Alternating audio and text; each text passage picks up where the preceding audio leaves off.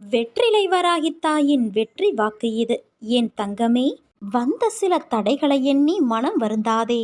வரப்போகின்ற உயர்வு பெரியதாகும். உன் எண்ணம் எதுவோ அதே போல எல்லாம் வண்ணமயமாகும்.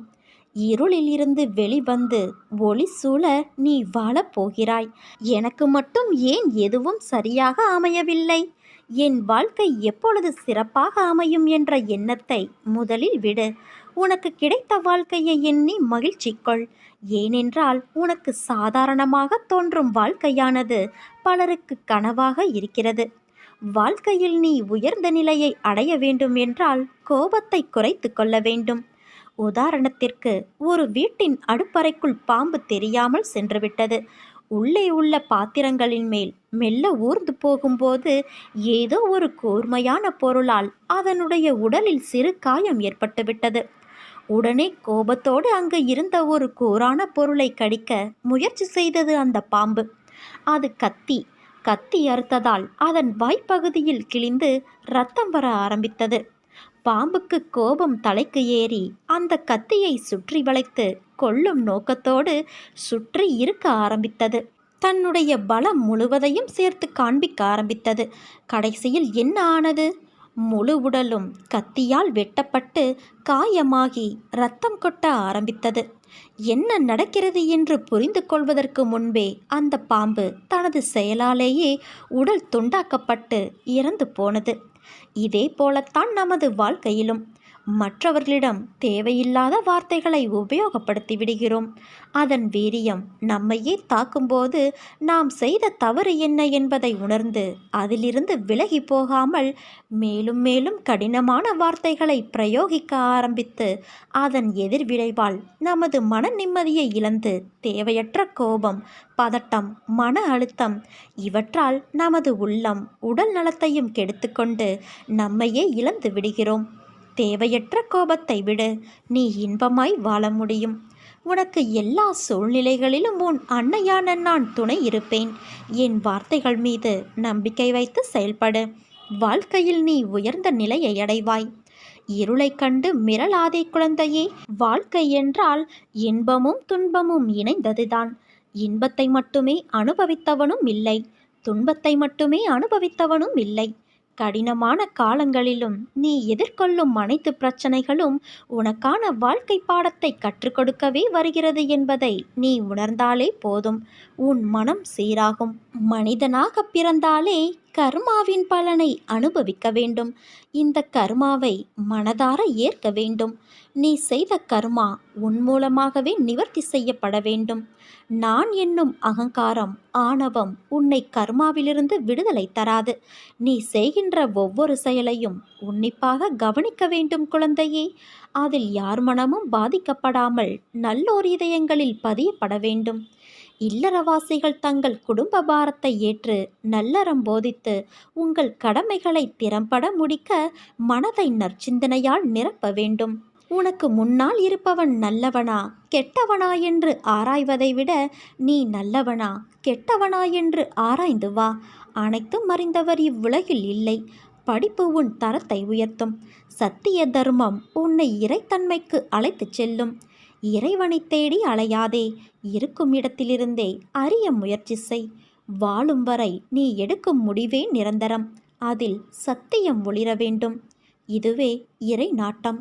கோடி செல்வம் வந்தாலும் அது உன்னை விட்டு விலகினாலும் நீ மனம் கலங்காதே. தாய், தந்தை, மகன், மகள், அண்ணன், தம்பி, மனைவி, கணவன், உற்றார் உறவினர்கள், நண்பர்கள் எல்லாம் நீ வாழும் வரை மட்டும்தான். இங்கு எதுவுமே நிரந்தரம் கிடையாது. இயற்கை உனக்கு கொடுத்ததை ஒரு நாள் பறித்து கொள்ளும். இயற்கை தாய்க்கு மரியாதை செலுத்து. உன் கடமை உணர்வை என்றும் மனப்பூர்வமாக உண்மையோடு அறிந்து செயல்படுத்தி வா. எது உன்னை நோக்கி வந்ததோ மனதார ஏற்று அதை வைத்து வாழ்ந்துவிடு. மனதில் கற்பனையை வளர்த்து ஏகபோக வாழ்க்கைக்கு முற்படாதே. எதுவானாலும் அது உன் கர்மாப்படியே நடக்கும். இதை நீ நம்பு என் குழந்தையே. நீ நல்லவன் என்பதை உன் மனம் ஊர்ஜிதம் செய்யும் வரை போராடு. சத்தியம் கொண்டு வென்றுவிடு. உனக்கு துணையாக உன் அன்னையான நான் இருக்கிறேன் என் குழந்தையே. நீ நம்பிக்கையோடு இரு. நிச்சயம் உயர்ந்த நிலைக்கு நீ போகத்தான் போகிறாய். உன் கடமைகளை நீ செய். உன் கரங்களால் வேலை செய். வாயினால் பேசு, கண்களால் பார். அவ்விதமாக உன் தேவைகளை பூர்த்தி செய்து கொள். மனதை மட்டும் என்னிடம் லயமாக்கு. உன் சிரமத்திற்கு அதிகமாக 100 மடங்கு நான் உனக்கு தருகிறேன் என் குழந்தையே.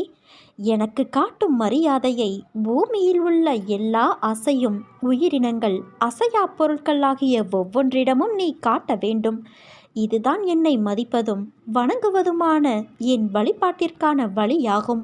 நான் உன் அன்பிற்கு வசப்பட்டு விட்டேன். இனி உன்னை விட்டு நான் எங்கும் போக மாட்டேன். இனி உன் எதிர்காலத்தை பற்றி உனக்கு கவலையே வேண்டாம் குழந்தையே. முக்காலமும் உனக்கு நான் துணையாக இருப்பேன். உன் கஷ்டங்கள் எல்லாம் உன்னை தாழ்த்துவதற்கு என்று நீ நினைத்து கொள்கிறாய். ஆனால் உண்மையிலேயே அது உன்னை தாழ்த்துவதற்கல்ல, அடுத்த கட்டத்திற்கு உன்னை மேம்படுத்துவதற்கு. உனக்கான விஷயம் தாமதமாக நடக்கிறது என்றால் அது உனக்கான நிறைவான விஷயமாய் மாறப்போகிறது என்று அர்த்தம். உன்னை நான் சோதிப்பேனே தவிர ஒருபோதும் கைவிட மாட்டேன். இன்று இதை நீ நன்றாக உணர்ந்து இருப்பாய். உன்னை சுற்றி உன் மனதை தூற்றி பேசுபவர்களை பற்றி நீ நினைக்காதே. அவர்களோடு வாதம் செய்யாதே. அமைதியாக கடந்து செல் அந்த தருணத்தை. வாக்குவாதம் செய்து உன் நிலையை புரிய வைப்பதை விட அமைதியாக சென்று உன் செயலால் அவர்களுக்கு அதை உணர்த்தப்பார். என்றைக்கும் சொல்லும் சொல்லில் கவனம் தேவை. அதை உன்னுடைய ஒவ்வொரு செயலிலும் யோசித்து செயல்படு. உனக்கான அழகிய வாழ்க்கை காத்து கொண்டு இருக்கிறது.